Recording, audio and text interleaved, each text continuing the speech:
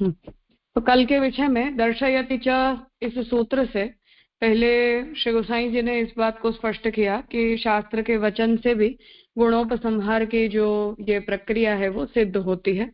उसके बाद फिर तीसरे सूत्र से इस विषय का विचार प्रारंभ हुआ कि अगर हम ब्रह्म के सभी रूपों के अंदर ऐसे अभेद का स्वीकार अगर करते हैं तो ऐसा स्वीकार करने पर फिर जो अवतार चरित्र हैं उनके अंदर परस्पर गुण और उनके स्वभाव या उनके चरित्र आदि जो है वो समन्वित हो जाएंगे, अर्थात उनके अंदर कोई भेद नहीं बचेगा, कोई डिफरेंस नहीं बचेगा।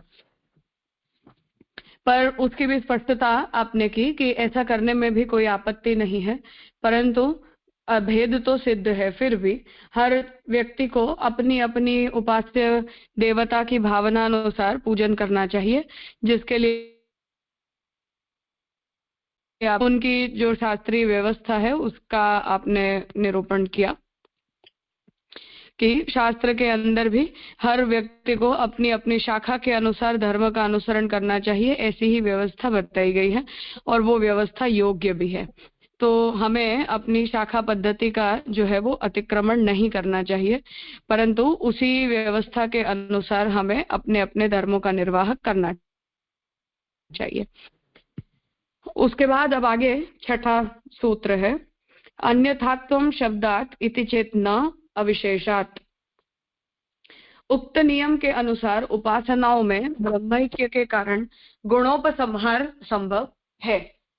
तो जो यहाँ सिद्धांत बन रहा है वो ये हो रहा है कि उपासना परंपरा के अंदर जैसे वैष्णव हैं वो अपने अपने उपास्य देवता में जो भी अवतार चरित्र आदि प्राप्त होते हैं या भगवान के जितने भी अवतार हैं उन सभी अवतारों में परस्पर गुणोपसंहार कर सकता है, किंतु एक साथ शांति, क्रूरता, तप, भोग आदि विरुद्ध गुणों के उपसंहार करने में स्वरूप भेद और अब्रह्मत्व होगा।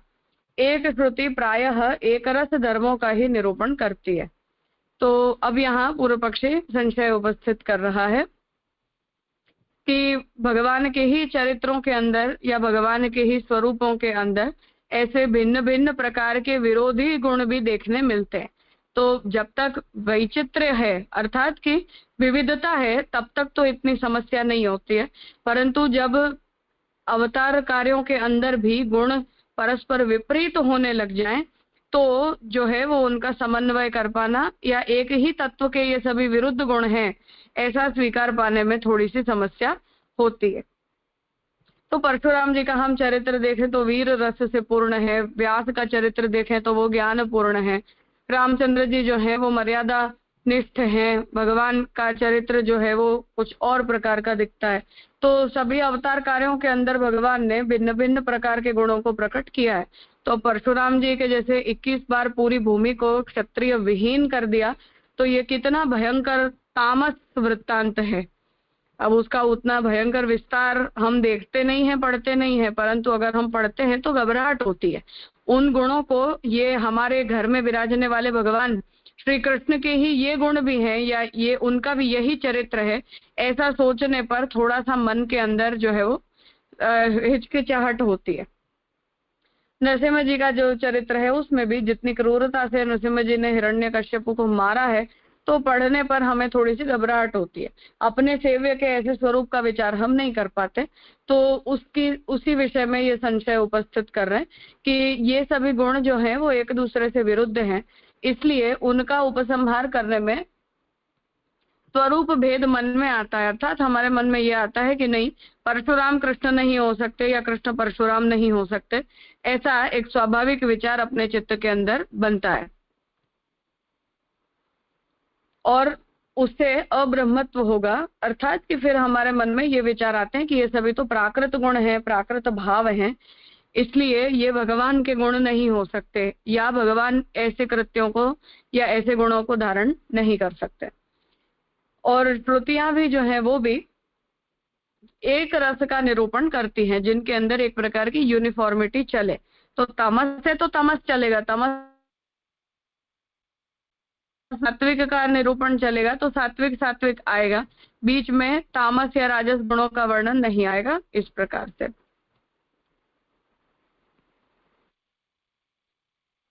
उक्त संशय का समाधान करते हैं कि जैसे श्रुति के आधार पर एक रस धर्म का निर्णय करते हैं, वैसे ही विरुद्ध धर्मों का भी उसी प्रकार निर्णय सामंजस्य कर लेना चाहिए, अर्थात वह वस्तु ही ऐसे विरुद्ध स्वभाव की है ऐसा मान लेना चाहिए।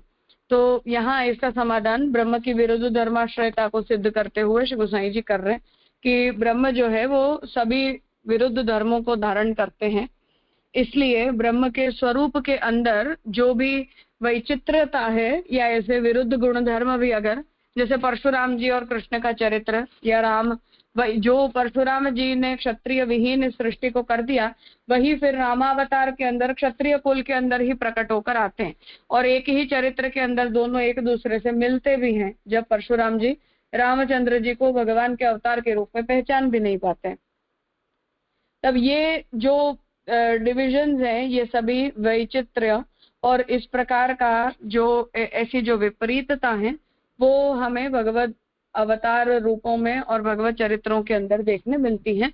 परंतु इसका समाधान यही है कि हम इन्हें जो है वो ब्रह्म के विरुद्ध धर्माश्रयता के अर्थ में समझ लें, अन्यथा इसका और कोई भी प्रकार से समन्वय कर पाना संभव नहीं है। तो ब्रह्म को स्वरूपतः ही हम विरुद्ध धर्माश्रय तत्व के रूप में यदि स्वीकार लेते हैं तो गुणोपसंहार करने में कोई आपत्ति नहीं होती, ऐसा यहाँ श्री गोसाई जी अपना निर्णय दे रहे हैं। कुछ पूछना है?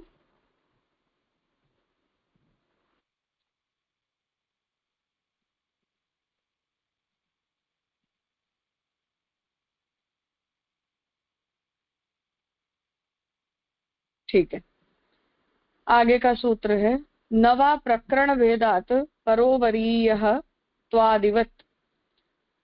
पूर्व सूत्रोक्त शंका का निराकरण ही उचित है अथवा विकल्प से पूर्वोक्त कथन को प्रकारांतर से कहना उचित है। तो अब यहाँ ये विचार आ रहा है कि ये संशय का निवारण में एक जवाब तो ये है कि ब्रह्म विरुद्ध धर्माश्रय है और वो तत्व ही विरुद्ध धर्माश्रय होने के कारण जो भी ऐसे विपरीत चरित्र भगवान प्रकट करते हैं उनमें कोई समन्वय करने में कोई आपत्ति नहीं है।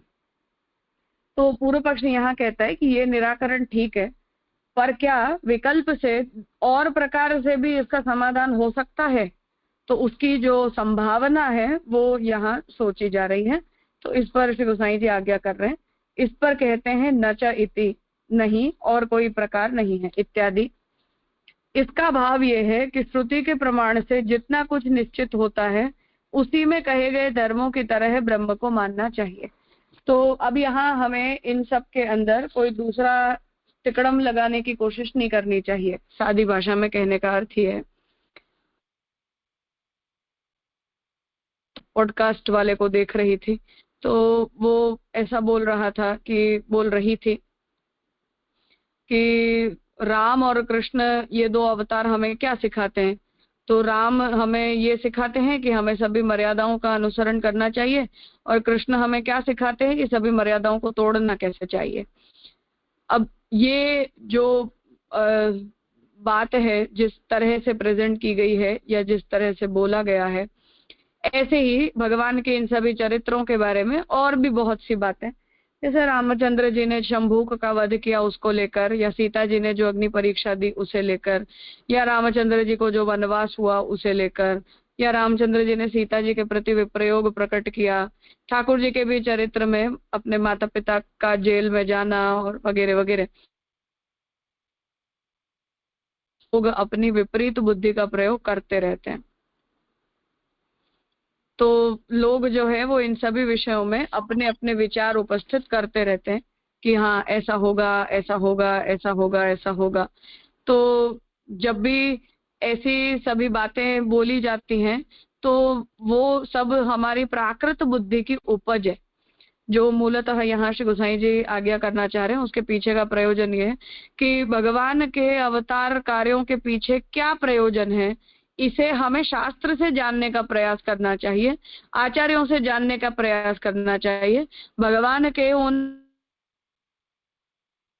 बुद्धि का उपयोग करने पर जो है वो विपरीत बुद्धि हमारी बनती है और ऐसी ही विपरीत विचार हमारे चित्त के अंदर उपस्थित होते हैं। इसलिए उसमें कहीं भी हमें कोई उत्तम विचार आते नहीं है कि भगवान की लीला के पीछे का कोई आधिदैविक प्रयोजन भी हो सकता है। तो वो यहाँ श्री गोसाई जी स्पष्ट करना चाह रहे हैं कि किसी प्रकारांतर से उसके निराकरण की जरूरत ही क्या है, जब शास्त्र ने इस व्यवस्था को बता दिया है कि भगवान विरुद्ध धर्माश्रय हैं, इसलिए ब्रह्म के उन विरुद्ध कार्यों का समन्वय करने के लिए या विरुद्ध गुणों का समन्वय करने के लिए कोई दूसरे प्राकृत विचार की आवश्यकता नहीं है। शास्त्र ने उसका जो समाधान दिया है या ब्रह्मगत धर्मों का जैसे निरूपण किया है, हमें उसका तथैव स्वीकार करना चाहिए। इस नियम के अनुसार जिस अधिकारी की अर्हता के अनुसार जैसा वेद्य रूप है, उससे उसके अनुसार प्रकरण वेद से वैसे ही रूप का निराकरण किया गया है। तो यहाँ उसका प्रयोजन स्पष्ट कर रहे कि जो अधिकारी है, अर्थात कि जिसके लिए भगवान वो कार्य कर रहे हैं या जिसके सामने भगवान अपने स्वरूप को प्रकट कर रहे हैं, तो भगवान जब जब जो कुछ भी कार्य कर रहे हैं, उन कार्यों के पीछे भगवान का अपना एक प्रकार का प्रयोजन है, और वो जो भगवान का प्रयोजन है, वो प्रयोजन अधिकारी की योग्यता के अनुसार होता है। इसलिए जब जैसा अधिकारी हो, उसी के अनुसार भगवान अपने रूप में तदनुसार गुणों को या तदनुसार लीला चरित्र को या कार्यों को प्रकट करते हैं। जैसे कि ज्ञान प्रकरण में ज्ञानाधिकारी के लिए जैसा रूप ज्ञेय है, वैसा ही उसमें निरूपण किया गया है, अदृश्यम अग्राह्यम इत्यादि। तो उदाहरण दे रहे हैं कि जैसे ज्ञान प्रकरण में जो ज्ञानी भगवान के साथ अर्थात ब्रह्म या परमात्मा के साथ एकत्व का अनुभव करना चाहता है या सायुज्य फल चाहता है, अक्षर में सर्वज्ञता चाहता है, ऐसे व्यक्ति के लिए ब्रह्म के स्वरूप का निरूपण भी उन्हीं गुणों के रूप में किया जाता है कि ब्रह्म अदृश्य होता है, ब्रह्म मन वाणी आदि के द्वारा अग्राह्य होते हैं। अब ये ब्रह्म के कुछ गुण हैं, अब इन्हें अगर हम पकड़ लेते हैं तो उसका अर्थ ये होता है कि ब्रह्म दृश्य नहीं हो सकता, ब्रह्म कभी ग्राह्य नहीं हो सकता। परंतु ज्ञानाधिकारी के लिए जब ब्रह्म के गुणों का निरूपण हो रहा है, तो वहां उसके लिए अदृश्य और अग्राह्य रूप से ब्रह्म के व्यापक स्वरूप का वर्णन किया जाता है। उसके कारण ब्रह्म के अन्य गुण या अन्य धर्म जो है वो कैंसल नहीं हो जाते, इसलिए अधिकारी अनुसार वो वेद्य किया जाता है। ये यहाँ श्री गोसाई जी स्पष्ट करना चाहते हैं। भक्ति प्रकरण में तो भक्ति के अनेक रूप होने से जैसे जैसे भक्तों के जैसे जैसे उनके अनुभव के विषय हैं, वैसे वैसे रूपों के निरूपण अथर्वोपनिषदों में किए गए हैं। तो अब यहाँ दूसरा उदाहरण दे रहे हैं कि जब भक्ति प्रकरण के अंदर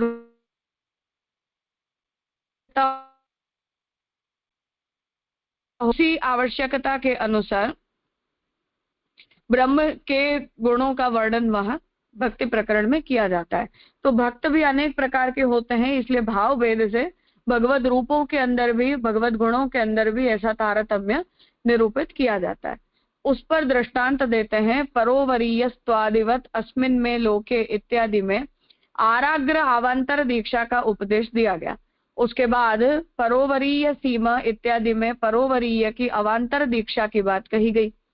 इस दीक्षा प्रकरण के पाठ से यह निर्णय हुआ कि दीक्षा के बिना उक्त रीति के व्रत का परोवरीयत्व नहीं हो सकता। उसी प्रकार भक्ति प्रकरणीय अथर्वोपनिषदों में भी पठित रूपों की उपासना बिना भक्ति के संभव नहीं है। तो परोवरीय से तात्पर्य है कि जो उत्तम धर्म है उसकी दीक्षा को प्राप्त करना। तो वहां उसका उदाहरण यहाँ जो श्री गोसाई जी बता रहे वो ये है कि उस साधना को करने के लिए हमें जो है वो दीक्षा की आवश्यकता होती है। इसलिए बिना दीक्षा के अगर कोई भी प्रकार का व्रत जो यहाँ निरूपित किया गया है उसे यदि किया जाता है तो परोवरीयत्व अर्थात कि उसकी सर्वोपरिता या उसकी श्रेष्ठता का स्वीकार नहीं किया जाता है। उसी प्रकार भक्ति प्रकरण के अंदर भी जब अथर्वणोपनिषद में भगवान के विविध रूपों का और चरित्रों का वर्णन किया गया है, तो वहां भी यही उसका तात्पर्य है कि उनकी भी उपासना बिना भक्ति के नहीं होती, क्योंकि भक्ति के बिना वो स्वरूप अपने सामने अपने गुणों को या अपने रूपों को उद्घाटित नहीं करते। ज्ञान के साधन विष्णु स्मरण आदि में भक्तित्व नहीं है, अथवा पूर्व सूत्र के अनुसार सब रूपों में आपस में समस्त धर्मों का उपसंहार प्राप्त है ही। तो उदाहरण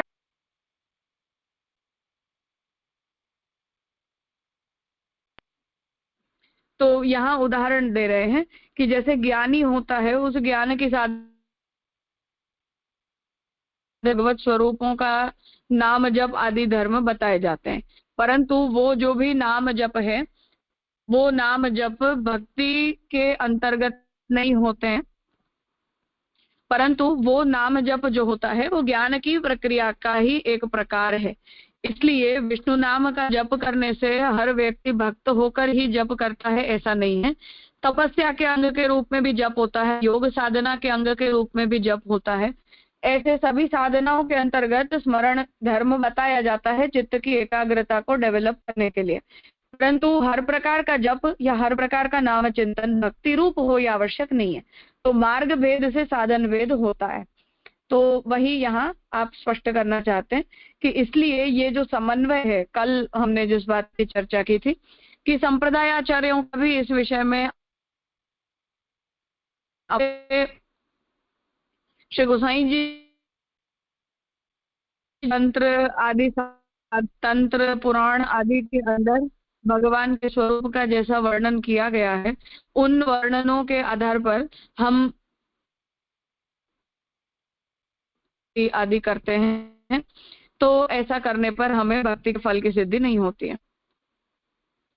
तो ये जो प्रक्रिया है, उस प्रक्रिया के अंदर हमें भगवान के प्रति जो भक्ति दृढ़ करनी है, वो भक्ति की दृढ़ता के लिए हमारे चित्त के अंदर उस प्रकार के साधन के प्रति निष्ठा का होना आवश्यक होता है। इसलिए प्रत्येक साधनाओं के हैं लेते हैं, परंतु समर्पण बुद्धि से करते हैं तो उनके स्वतंत्र फलोपादकता का हम स्वीकार नहीं करते, परंतु उनका भक्ति अंग ही स्वीकार करते हैं। उसी प्रकार से अन्य भी जितने भी साधन हैं, उन सभी साधनों के अंदर सभी साधनों का जो समन्वय है वो अपनी अपनी आवश्यकता और अपने अपनी प्रक्रिया के अनुसार होता है। इसलिए सामान्य रूप से सभी रूपों का और सभी गुणों का भगवान में समन्वय या गुणोपसंहार होता ही है। परंतु फिर जब हम उन साधनों का अनुसरण करना प्रारंभ करते हैं, तब उस अनुसरण के अंदर गुणोपसंहार के अंदर करना, इन सभी विषयों के अंदर कुछ स्पेसिफिकेशंस जो है वो एप्लीकेबल हो जाते हैं। ये स्पष्टता यहाँ आप करना चाह रहे हैं।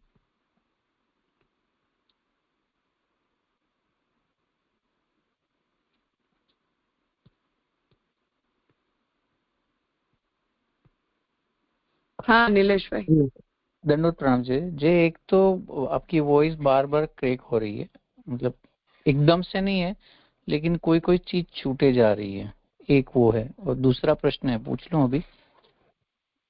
हाँ बोलिए। हाँ जी, बात ऐसी है कि जो ये बात आ रही है, तो वो यहाँ बोला नवा प्रकरण प्रकरण भेदात।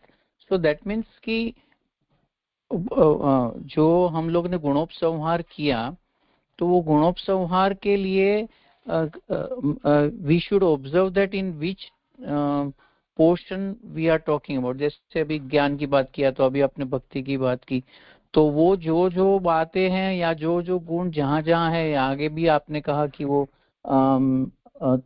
क्रूरता, शांति, तप वगैरह वगैरह जो है, कि नरसिम्हा जी के अंदर इतनी क्रूरता देखते हैं, राम जी के अंदर से तप एक शांतता देखते हैं, तो वो अलग अलग ही है।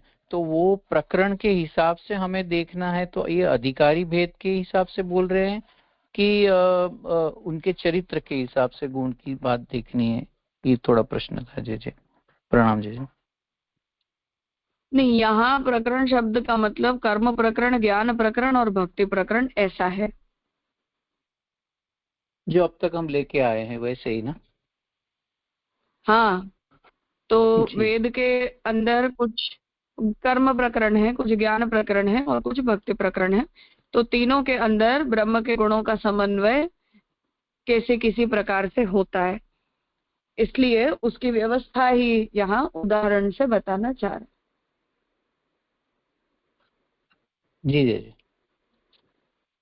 हम्म।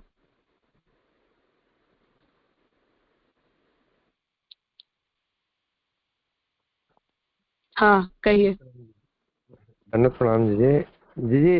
जैसे आपने बताया ना कि अ, ज्ञान प्रकरण में ज्ञानाधिकारी के लिए जैसा रूप गेय वैसा निरूपण किया गया है, पर जैसे क्या होता है कि अब वो प्रकरण भेद भी क्या है कि मार्ग भेद से अलग अलग है। जैसे कोई प्रकरण कहीं पे ज्ञान का माना गया है, कहीं जैसे शंकराचार्य जी कोई इंटरप्रिटेशन कर रहे हैं, अपने मार्ग में कुछ और इंटरप्रिटेशन है।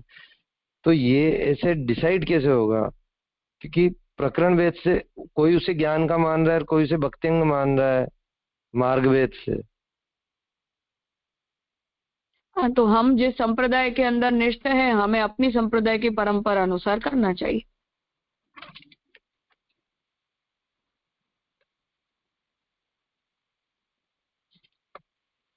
नहीं, पर वो बात ही आई जैसे अदृश्यम अग्राह्यम।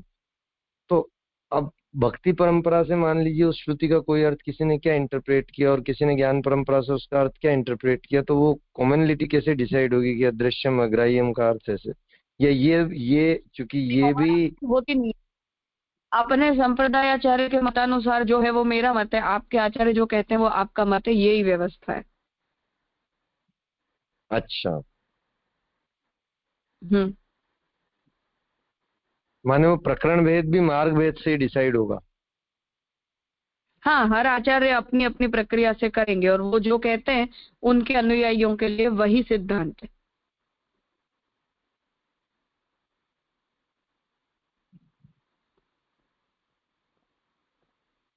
अच्छा, तो जैसे जो बात ऊपर आई ना कि जिस अधिकारी की अर्हता के अनुसार जैसा वेद्य रूप है उसके अनुसार प्रकरण वेद से, तो वो अधिकारी मतलब वो मार्ग भेद भी आ ही गया है वहां पर।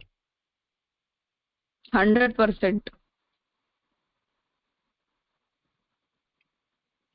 एक जैसे नीचे जो अंत में कहा ना कि ये मतलब इसका ये मेरे परोवरीत्व की जो पूरी चर्चा आई ना वो स्फुट नहीं हो पाई कि परोवरीयता का माने ज्ञान में उसको कैसे अंग माना गया है और भक्ति में उसकी कैसे व्याख्या एक्सप्लेनेशन दी गई है। इस उदाहरण की जो यहाँ श्रुति ली गई ना, परोवरीयस्त्वादिवत। हाँ, भक्ति को इस व्याख्या से कोई लेन देन नहीं। ये तो ज्ञान मार्गीय उपासना परंपरा है और उपासना श्रेष्ठत्व। तो वो श्रेष्ठत्व का परिचायक जो है वो दीक्षा को बताया गया है। बिना दीक्षा के किए गए साधन की उत्तमता का स्वीकार नहीं किया गया है। ये ज्ञान की प्रक्रिया है।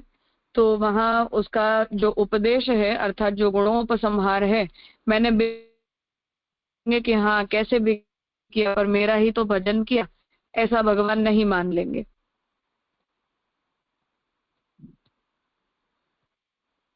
तो मैं ये बोलूं कि हाँ हम तो भगवान की भक्ति कर तो रहे, पर ऐसा शास्त्र उसे अलाउ नहीं करता है। तो गुणोपसंहार है। तो शास्त्र बहुत जगह ऐसा भी कहता है कि हमने तो नारायण ऐसा बोलकर और राजा मिले तो अपने बेटे के बहाने भगवान का नाम ले लिया तब भी मोक्ष हो गया। तो हाँ होगा, तो शास्त्र कहेगा नहीं होगा। तो अब गुणोपसंहार न्याय में यहाँ कैसे चलेगा? सिद्धांत तो ये है कि भगवान के गुण है, भगवान का ही नाम है, कोई भी लेगा सभी उसके अधिकारी होते हैं। उसके अंदर कोई किसी को भी भगवान नामोच्चारण से या भगवान नाम जप से वंचित नहीं रखा जाता है। पर अगर आप उस व्यवस्था को भंग करने का कृत्य करोगे तो वहां गुणोपसंहार कार्य नहीं करता है। ऐसे ये सारी व्यवस्थाएं अपने अपने विधि के अनुसार और शास्त्र निर्दिष्ट प्रक्रिया के अनुसार निर्धारित की जाती हैं। बाकी सामान्य बात यह है कि हाँ भगवान के गुणों का समन्वय सर्वत्र सर्वदा होता है।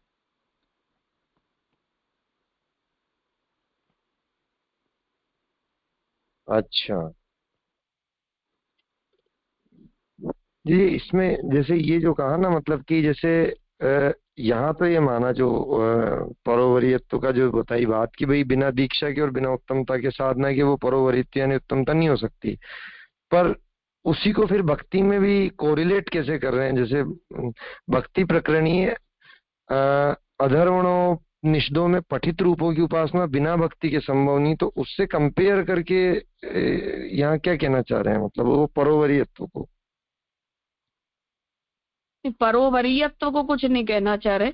वहां जैसे दीक्षा व्यवस्था से ही ज्ञान उपासना का अधिकार दिया गया है, ऐसे ही भक्ति प्रकरण के अंदर भी जो रूप की आपको उपासना करनी है वो अगर आप उपासना करोगे तो नहीं चलेगा, योग से उपासना करोगे तो नहीं चलेगा, तपस्या से उपासना करोगे तो नहीं चलेगा। उपासना तो वो भी होती है पर वो नहीं चलेगा, केवल भक्ति से करोगे तो ही चलेगा।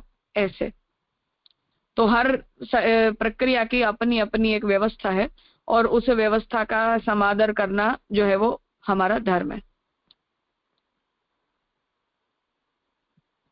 अच्छा अच्छा। और फिर एंड में जो ये बात है कि पुरुष सूत्र के अनुसार सब गुणों का उपसंहार है, तो वो तो वही बात है ना कि जो जैसे ब्रह्म में सारे विरुद्ध धर्म तप शांति दया क्षमा, उसके साथ साथ जो क्रूरता इत्यादि के भी जो दिखाई पड़ रहे हैं सारे समन्वित हैं, वही बात है जी। नहीं, वो नहीं है।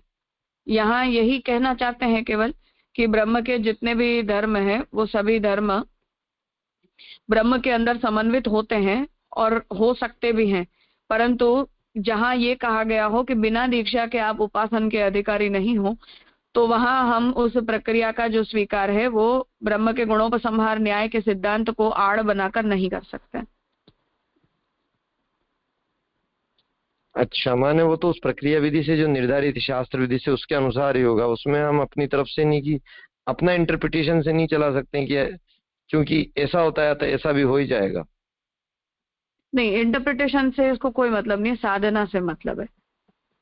तो मैं ये सोचूं कि मैं तो कृष्ण भक्ति करना चाहती हूँ और कृष्ण भक्ति करने के लिए मैं स्वतंत्र हूँ, तो मुझे किसी भी आचार्य के प्रति आश्रित होकर कृष्ण भक्ति करने की आवश्यकता नहीं है, और मैं जो कुछ भी कर रही हूँ वो कहीं ना कहीं तो कुछ ना कुछ तो हो ही रहा होगा।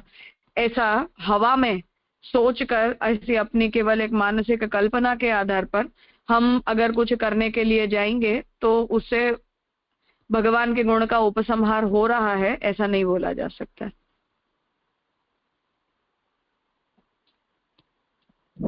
जी जी, स्पष्ट हो गया। माने उपसंहार ब्रह्म में सब धर्मों का समन्वित होते हुए भी ये जो प्रक्रियाएं मर्यादाएं मार्ग भेद शास्त्र श्रुतियों के जो अलग अलग प्रकार निर्धारित हैं और जो कर्म ज्ञान उपासना की अलग अलग जो प्रक्रियाएं निर्धारित है उसके हिसाब से भी चलना ही पड़ेगा। वहां मतलब मनमर्जी तरीके से नहीं कर सकते। हाँ, नहीं कर सकते। जी, एक ये पहले सूत्र में एक बार जो बात आई ना, मतलब ठीक कि जो शंका उठाई थी कि एक साथ शांति क्रूरता तब भोगादि विरुद्ध गुणों के उपसंहार करने से स्वरूप भेद होगा और अब्रह्मत्व होगा। तो स्वरूप भेद तो समझ में आता है, अब्रह्मत्व कैसे होगा? मतलब जैसे अपन ने उदाहरण देखा चाहे परशुराम जी का और राम जी का, तो वहाँ अब्रह्मत्व की बात कैसे आई? अब्रह्मत्व ये होगा कि दो में से कोई एक ही गुण ब्रह्म का धर्म हो सकता है, दोनों नहीं हो सकते, तो किसी एक धर्म को हमें ड्रॉप करना पड़ेगा, तो उसकी अब्रह्मता हो जाएगी। अच्छा अच्छा, माने उस पर्टिकुलर जंक्चर पे, माने उस हाँ पर्टिकुलर स्वरूप में। हाँ। अच्छा अच्छा, जी जी जी, स्पष्ट हो गया। प्रणाम। हाँ राजेश भाई। हाँ राजा धन्यवाद। राजा दो प्रश्न थे। एक तो खाली ये समझने के लिए कि जैसे हम रणछोड़ राय कीजिए, मतलब अगर कृष्ण भक्ति का कोई संप्रदाय है और जैसे हम भागवत जी में देखे कि इंद्र ने जो ठाकुर जी को शब्द कहे बालिश, और तो महाप्रभु जी कृष्ण भक्ति के कारण उत्प्रोत है, तो उनकी वो प्रभु के गुणों में ही उनका व्याख्यान कर रहे हैं सुबोधनी जी में, तो वो गुणोपसंहार ही कहेंगे इस तरह से। मतलब हम जिस मतलब ब्रह्म के स्वरूप की उपासना में लीन है पर ब्रह्मत्व मान के, और उनके विषय, और जैसे आपने अभी ऐसी आज्ञा की कि पॉडकास्ट में कोई कुछ भी बोलता है राम जी के वजह या ठाकुर जी के बारे में, तो उसको हम पॉजिटिव सेंस में लेके कि ये तो प्रभु की लीला है, या हम जैसे सुबोधनी जी में महाप्रभु जी ने प्रभु की लीला के कारण भी देखा है, तो उसको हम गुणोपसंहार कहेंगे कि उसके बारे में हम कुछ भी सुन नहीं पाएंगे, इस तरह से। हाँ, कह सकते हैं, कोई ऐसी बात नहीं है। हाँ, तो खाली राजा मुझे इसमें एक प्रश्न हुआ कि जैसे हम ये अपनी साधना प्रणाली के रेफरेंस में कि जहाँ हम सुनते हैं कि शास्त्र की निंदा या कुनिंदा हो तो हम उनको या दो हम उनका गला काट दे, या फिर हम उनको सामने बोले नहीं तो नहीं सुन सकते तो वहां से निकल जाए, तो मतलब उसके भी, जिसको बचना उसके दो तरीके हो सकते हैं। इधर वो के प्रभु की लीला है, उस सब हिसाब से गुण संहार करे कि भाई ठाकुर जी सब बन सकते हैं। लेकिन जैसे यहाँ मैं थोड़ा वही स्पष्ट नहीं हुआ कि गोसाई जी ने आगे आज्ञा की कि उसको हम अगर विरुद्ध है तो हम गुणोपसंहार नहीं करना है, तो ब्रॉड लाइन कहाँ खींच सकते हैं? एक ही हम संप्रदाय को फॉलो कर रहे हैं, लेकिन ऐसी कई बार लाइफ में ऐसी दो सिचुएशन आ जाती है, तो ब्रॉड लाइन कहाँ खींच सकते हैं? एक ऑप्शन होता है कि हाँ ठाकुर जी की सब लीला है तो ठाकुर जी के सब नाम है, और एक नहीं नहीं, ये तो अभी संप्रदाय से बहुत विरुद्ध हो गए और ये तो हम सुन ही नहीं सकते। ब्रॉड लाइन हम कुछ गाइडलाइन हो, अगर रिलेवेंट क्वेश्चन है तो। हाँ राजा। हाँ नहीं वो तो ठीक है, पर इस बारे में कोई एक नीति रखना पॉसिबल नहीं है। तो संदर्भानुसारी इसके निर्णय होते हैं। क्या परिस्थिति है, सामने वाला व्यक्ति कौन है, उसके इंटेंशंस क्या हैं, और किस लिमिट तक वो बातें जा रही हैं, किस संदर्भ से जा रही हैं, क्यों जा रही हैं, इन सभी का आसपास पूरा विचार करने पर ही हम इस बारे में कोई निर्णय दे सकते हैं कि कब कितना गुणोपसंहार हो सकता है और कब नहीं हो सकता है। इस बारे में कोई एक यूनिफॉर्म कंडीशन नहीं होती है। जी बाकी मतलब शास्त्रों के वाद, जल्प, वितंडा वगैरह प्रक्रियाओं में बताता है। तो वाद के अंदर हम जो कुछ भी कहते हैं वो निंदा स्तुति के रूप में नहीं देखा जाता है, स्वस्थ प्रक्रिया है ज्ञान सिद्धि की। जल्प होता है वो विषय से हटकर हम अनर्गल बातें करते हैं तो जल्प कहा जाता है। वितंडा में हम दूसरे की बात को सुनने को तैयार नहीं और अपनी ही बात को एट एनी कॉस्ट सिद्ध करने का प्रयास करते हैं तो वो वितंडा कही जाती है। ऐसे शास्त्र ने उसके सभी प्रकारों का निरूपण किया है। तो वो तो उसका असेसमेंट करने पर ही ये निर्णय लिया जा सकता है। आउटराइट एक नीति इसमें मुश्किल है। जी जी राजा। मतलब अगर कोई एक मतलब जैसे हम बोलते हैं कि साथ जो सिद्ध अवस्था है उसमें सब वाक्य प्रमाण है, मतलब सब देव प्रमाणम, तो वो एक जात का गुणोपसंहार ही हुआ ना साधक की कक्षा से। हाँ गुणोपसंहार ही है। अच्छा मतलब कुछ भी देखे, जैसे जैसे अपने को पूज्य जैसे समझाते हैं कि मुस्लिम धर्म में, यहूदी धर्म में, तो ब्रह्म को बहुत बड़े पर्सपेक्ट में देख रहे हैं हम कि मेरे ठाकुर जी की लीला है। गुणोपसंहार है। हाँ हाँ, इस तरह से समझ की दृष्टि से, और साधक का इसके पीछे का इंटेंशन भी क्लियर होना चाहिए निस्वार्थ तक। नहीं तो जैसे हाँ दूसरे लोग कर रहे हैं कि वो भी सब है लेकिन उनके पीछे का इंटेंशन कुछ अनक्लियर है, तो उसमें कुछ लगता है। हाँ राजा स्पष्ट हो। हाँ हाँ प्रणाम।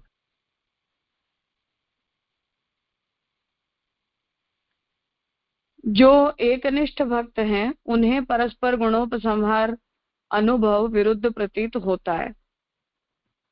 तो एकनिष्ठ भक्त एकांतिकी भक्ति भी बोलते हैं।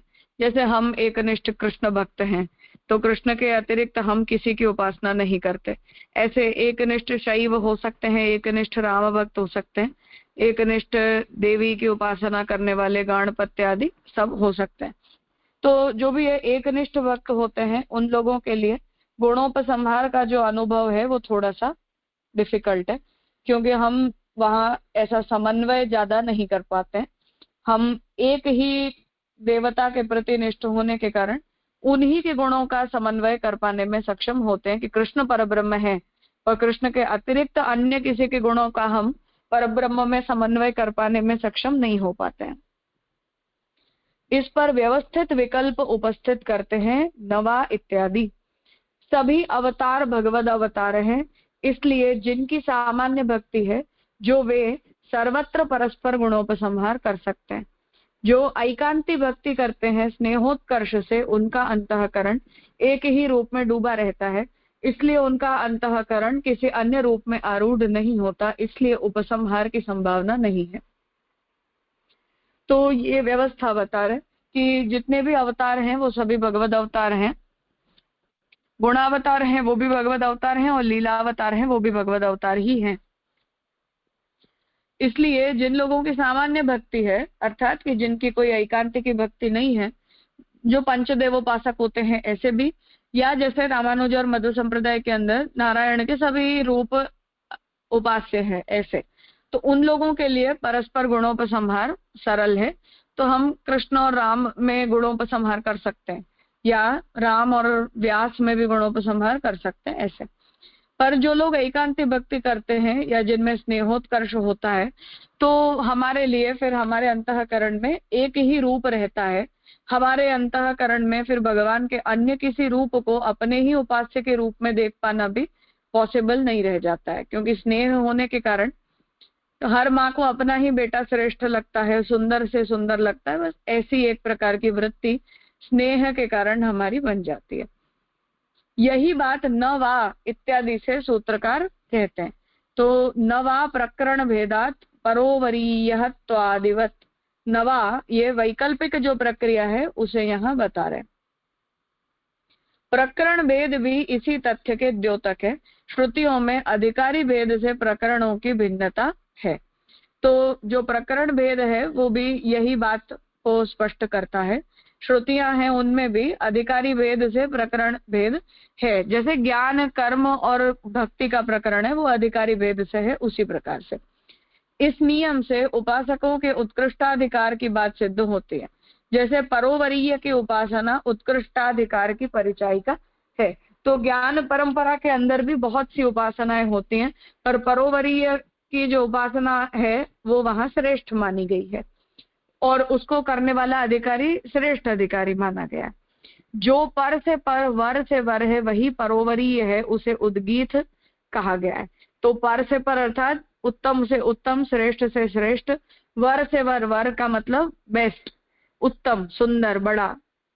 तो वर से वर उसी को परोवरीय, वरीय शब्द का प्रयोग श्रेष्ठता के लिए किया जाता है। परोवरीय का अति श्रेष्ठ, श्रेष्ठतम के अर्थ में सुपरलेटिव डिग्री में किया जाता है, तो उसी को उद्गीत कहते हैं।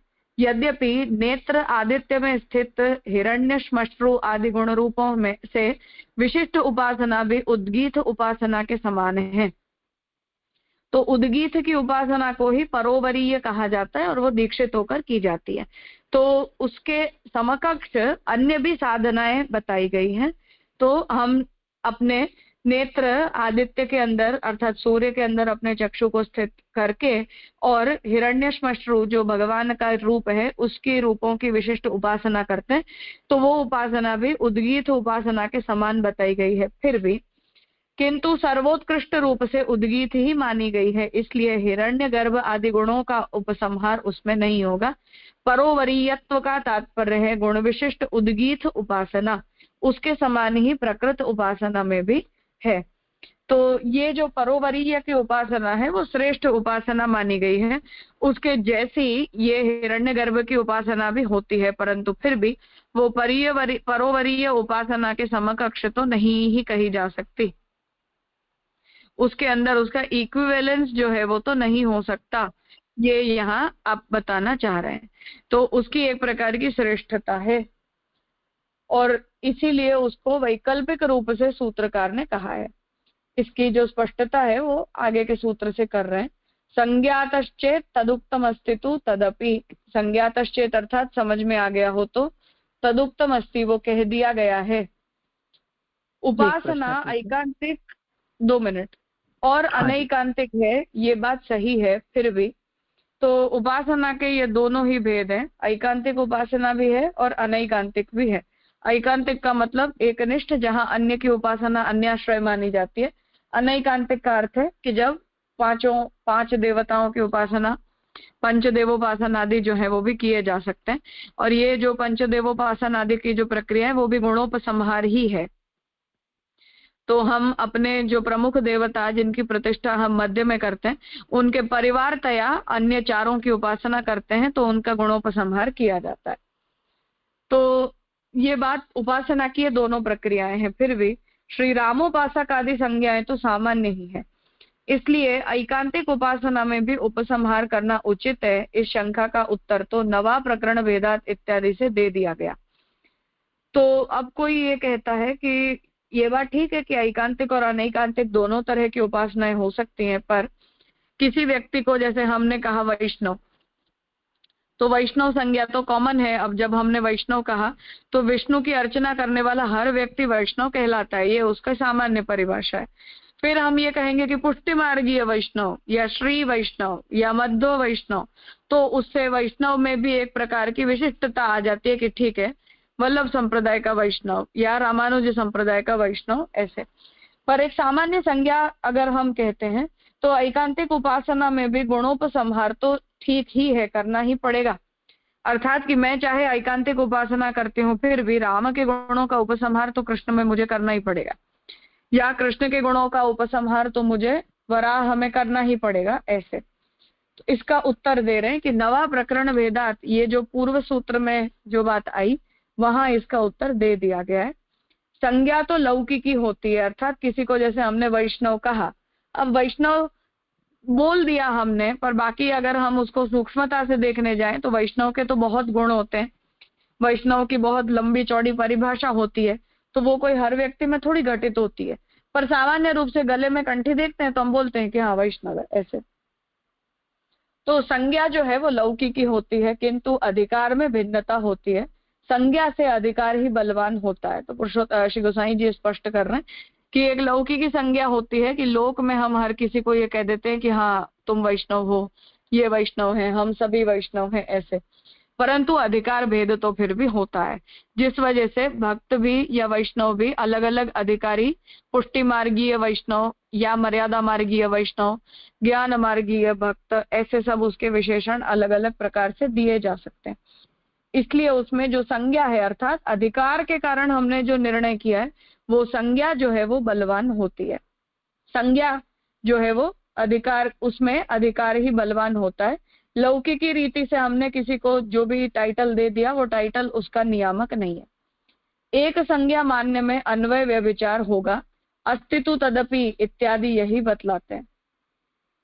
प्रभित भेद वाली उपासनाओं परोवरीयत्व आदि में संज्ञायिकत्व है, उद्गीत उपासना में भी है, किंतु वह गौण है। तो एक संज्ञा मान्य में अन्वय व्यभिचार होगा। अन्वय व्यभिचार का अर्थ है कि अन्वय तो होगा पर व्यतिरेक नहीं होगा, ऐसे। तो व्यभिचार इसलिए होता है क्योंकि व्याप्ति कब सिद्ध होती है, जब अन्वय भी हो और व्यतिरेक भी हो। तो जहां जहां धूम है वहां वहां वहनी है। कैसे? जैसे महानसे, अर्थात रसोई में, तो रसोई में धुआं होता है तो वहां अग्नि भी होती है। परंतु उसका व्यतिरेक अगर हम करते हैं कि जहां जहां भी धुएं का अभाव, जहां जहां भी अवहनी का अभाव है वहां वहां धुएं का भी अभाव है, तो ऐसा नहीं होता है। तो सूखी लकड़ी की हम आंच जलाते हैं तो उसमें इतना धुआं नहीं उठता है, गीली लकड़ी की आंच हम जलाते हैं तो अग्नि नहीं होती है, फिर भी धुआं उठता रहता है, तो व्यतिरेक नहीं हुआ, इसलिए वो व्याप्ति नहीं हुई, ऐसे उसमें व्यभिचार हो गया। तो अन्वय व्यभिचार होगा, अर्थात कि अन्वय जो हमने किया है उसके अंदर व्यभिचार हो रहा है। क्यों हो रहा है? अस्तित्व तदपि है उसके अंदर भी, उससे सूत्रकार इस बात को बताते हैं। प्रभित भेद वाली उपासनाओं, उदाहरण दे रहे हैं कि जैसे हमने किसी को, अब ये जो परोवरीयत्व की है उसको छोड़कर अभी उस उदाहरण से समझो कि हमने किसी को कहा कि हाँ तुम वैष्णव हो, पर वैष्णव कहने के बाद उसके अंदर हमें कोई अवैष्णवीय लक्षण दिखाई दिए, तो वैष्णव है ये संज्ञा उसके अंदर व्याप्त नहीं हुई, अर्थात कि उसके अंदर अन्वित नहीं हुई, तो उसमें व्यभिचार हो गया। क्योंकि हमें उसके अंदर थोड़ी वैष्णवता दिखाई दे रही है और थोड़ी सी लौकिकता दिखाई दे रही है, इसलिए वैष्णवता की जो पूर्ण परिभाषा है वो उस व्यक्ति के चरित्र और व्यक्ति के गुणों में अन्वित नहीं हो रही, इसलिए व्यभिचार है। तो उसे यहाँ बताए, इसलिए अधिकार बलवान होता है, लौकिकी संज्ञा बलवान नहीं होती है, ये तात्पर्य समझना चाहिए। तो वो प्रवाही वैष्णव है ऐसा हम बोलेंगे तो बात ठीक है, क्रिया प्रधान है, ऐसे कहेंगे। प्रभित भेद वाली उपासनाओं परोवरीयत्व आदि में संज्ञायिकत्व है, जैसे आगे उदाहरण दिया कि हिरण्यगर्भ की भी जो उपासना है वो भी उद्गीत उपासना के समान मानी गई है, परंतु फिर भी जब उन दोनों को कंपेयर किया जाता है तो ये कहा जाता है कि उद्गीत उपासना जो है वो श्रेष्ठ होती है और हिरण्यगर्भ की जो उपासना होती है वो गौण होती है। तो इसलिए संज्ञा तो दोनों को एक समान दी जाती है, परंतु फिर भी उनमें मुख्यता और गौणता का भेद देखने मिलता है। उसी प्रकार से वैष्णव है ये संज्ञा तो सर्वसमान है सभी के लिए, परंतु अधिकारी भेद से वो संज्ञा एक समान नहीं रह जाती है। इसलिए उनके अंदर हमें अधिकारी भेद से ही टाइटलिंग जो है वो हमें मुख्य समझनी चाहिए। जो भी हमारी लौकिकी प्रक्रिया से हमने संज्ञा दी है उसकी प्रमुखता नहीं है। इसलिए अब आगे, खैर आगे के सूत्र से करेंगे इसका निर्णय, पर कहने का तात्पर्य कि इसलिए ऐकांतिकी जो भक्ति होती है उस ऐकांतिकी भक्ति के अंदर गुणोपसंहार की एक तत्व मर्यादा होती है और एक भक्ति मर्यादा होती है। तो तत्व मर्यादा के अंदर तो हम उपसंहार गुणों का करते हैं, परंतु उपासना मर्यादा के अंदर गुणोपसंहार नहीं करते। इसलिए अन्य देवता का आश्रय जो है वो अन्य आश्रय माना जाता है। गुणोपसंहार करने पर ब्रह्म के अतिरिक्त अन्य तो कोई होता ही नहीं है, इसलिए अन्याश्रय की कोई बात ही उपस्थित नहीं होती है। परंतु पुनः यहाँ जो हमने समन्वय किया है वो समन्वय तत्व की प्रक्रिया में मान्य किया जाता है ऐकांतिक उपासना के अंदर। अनैकांतिक उपासना के अंदर ऐसा आवश्यक नहीं माना जाता है।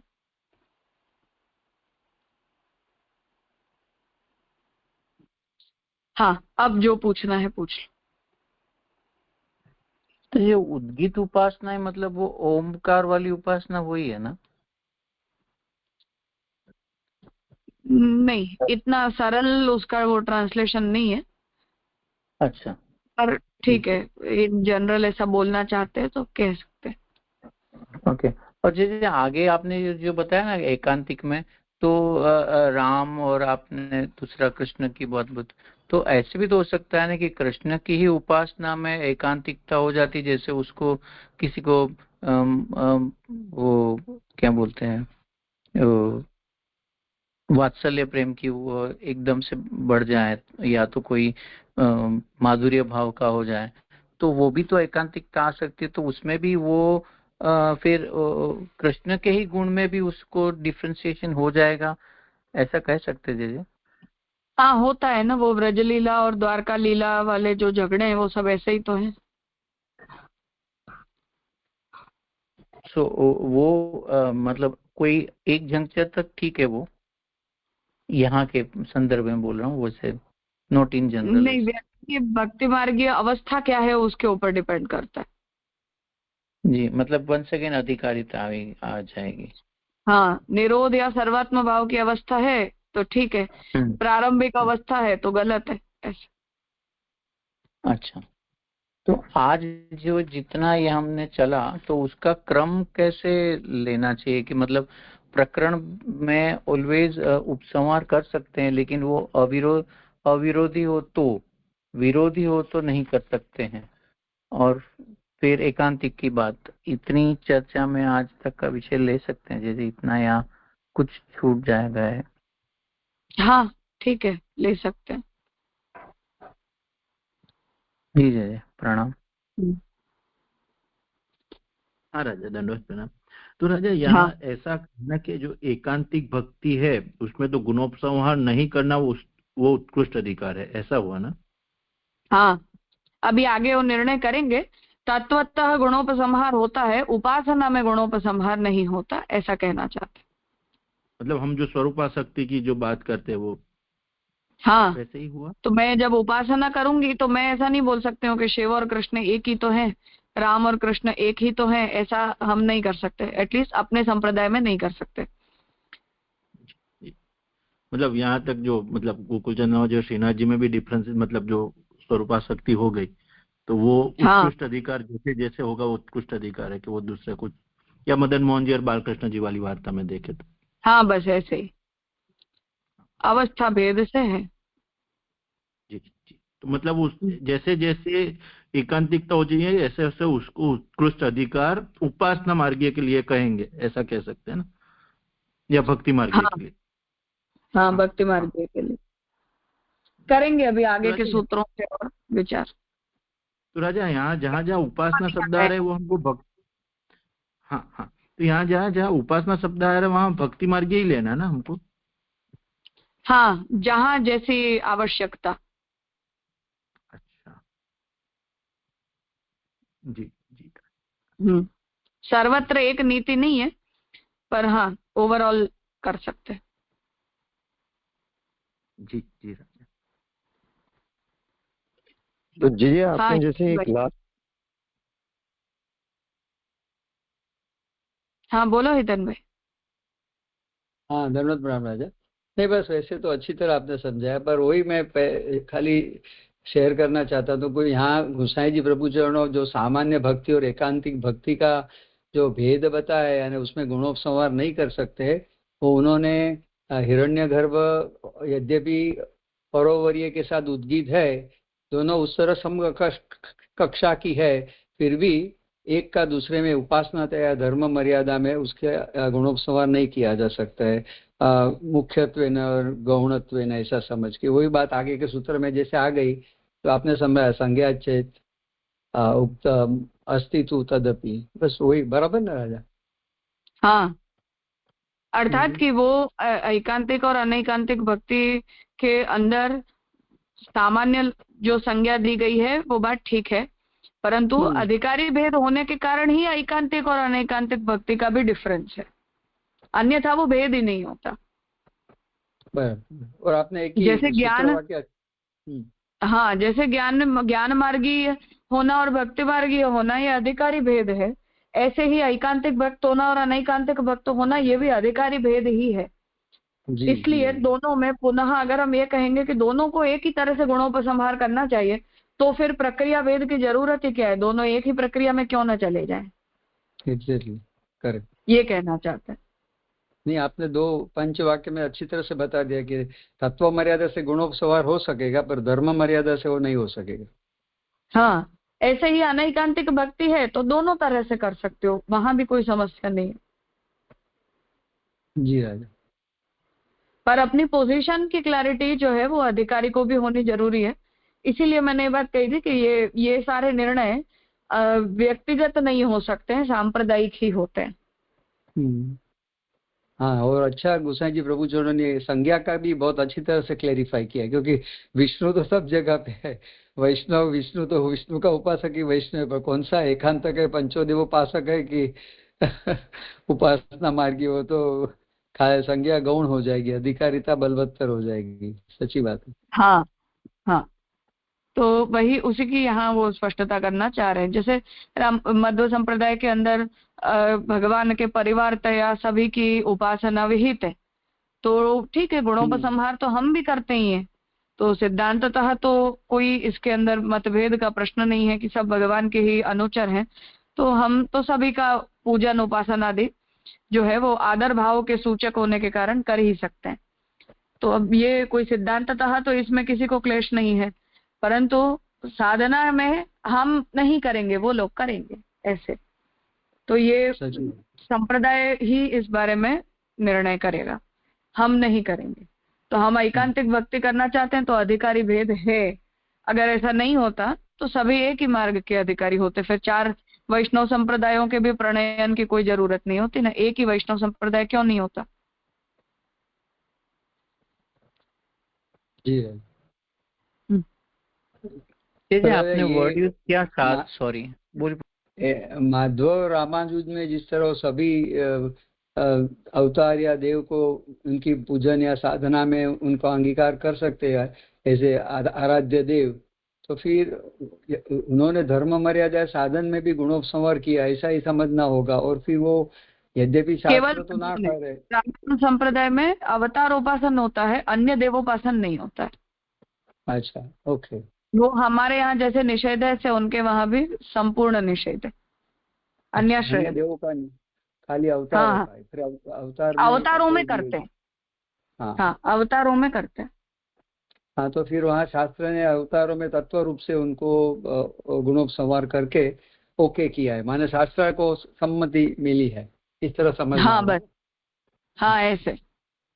जी राजा।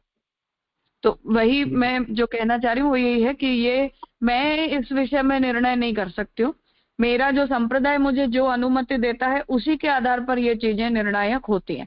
यही बात ज्ञान मार्गियों के साथ भी है और यही बात कर्म मार्गियों के साथ भी है। तीनों ही मार्ग ऐसे ही चलते हैं, बहुत ज्यादा यूनिफॉर्मिटी के साथ तीनों ही मार्ग नहीं चलते हैं। वहां भी उतनी ही ऐसे जो कि हमारे यहाँ जैसे सांप्रदायिक वेराइटीज अवेलेबल है, ऐसे ही ज्ञान मार्ग और कर्म मार्ग में भी वो सारी वेराइटीज उपलब्ध हैं ही। तो हम जो परंपरा से हैं वो परंपरा के आधार पर निर्णय होगा, या हम जिस मार्ग के हैं उस मार्ग के आधार पर इसका निर्णय होगा, पर होगा। सच्ची बात। यदि प्रक्रिया सेम है कर्म ज्ञान भक्ति में, तो फिर सारी सृष्टि लीला का जो प्रयोजन है, यानी यद्यपि निष्प्रयोजन पर अदरवाइज प्रयोजन जो है कि वो जीव की रुचि और जीव की सदस्य वासना या तो फिर जीव का अधिकार, वो सब उच्छिन्न हो जाएगा। हाँ, वही अब जैसे वैष्णव संज्ञा देने मात्र से अगर काम चल रहा था, तो भगवान को भी 4 वैष्णव संप्रदाय प्रकट करने की थोड़ी कोई जरूरत थी, एक ही संप्रदाय हाँ से सब कुछ हो जाता ना। सही बात है। तो अधिकारी भेद है, इसलिए ऐसा है, यही हमें जवाब देना पड़े। परफेक्ट है, मजा आ गया। ठीक है, तो आज यहाँ रखते हैं। अब हम जन्माष्टमी के बाद आगे का अध्ययन क्रम जो है वो करेंगे। तो फिर इस जैसे ये विषय को प्रश्न हम, पूछ लो जरा। हाँ बोलो। वो आपने कहा था ना साधना में उनके वहाँ अवेलेबल अलाउड है, मतलब जो स्तुति वगैरह, जैसे हम लोग जो द्वारका में हम लोग लक्ष्मी जी की पूजन वगैरह करते हैं, पर उनकी वहाँ स्तुति वगैरह हम लोग साधना तैयार नहीं लेते, ऐसे ऐसे कुछ समझ बराबर है जो आपने कहा उस तात्पर्य से? नहीं, लक्ष्मी जी को इससे कोई वो नहीं है। वहाँ नहीं, तो मतलब लक्ष्मी जी तो हाँ, ठाकुर जी की पत्नी के रूप में प्रतिष्ठित है, स्वतंत्र हो अच्छा तो अलग बात। अच्छा, ओके, मतलब स्वतंत्र हम्म, हम उनकी कोई ये नहीं कर सकते। हाँ, जी, स्वतंत्र नहीं करते। हाँ। ठाकुर जी का तो परिकर है वैसे तो आप, कोई बात नहीं। अच्छा, इसलिए हम लोग स्वामिनी सूत्र वगैरह तो पठन करते ही हैं या ट्रू? हाँ, वो तो पत्नीत्वेन है, परिवारत्वेन है। वो जी जी यमुना जी, जी के हाँ जी, उपासन को लेकर या महाप्रभु जी के भी सेवा आदि को लेकर यही बात है। हाँ, यस, प्रणाम जय जी। ठीक है, प्रणाम जी। थोड़ा सा इस विषय को देख लेना, आगे के सूत्रों को भी आप लोग को जब भी अनुकूलता है तो पढ़ लेना, विस्मृत ना हो जाए केवल, क्योंकि अधिकरण लंबा है तो हम संपन्न नहीं कर पाए। सोचा तो था मैंने कि पहला अधिकरण हम पूरा कर लेते, पर ठीक है, अब जन्माष्टमी के बाद आगे का सूत्र लेंगे, तब तक आप लोग अपनी अनुकूलता से इस विषय को देख लेना। जी।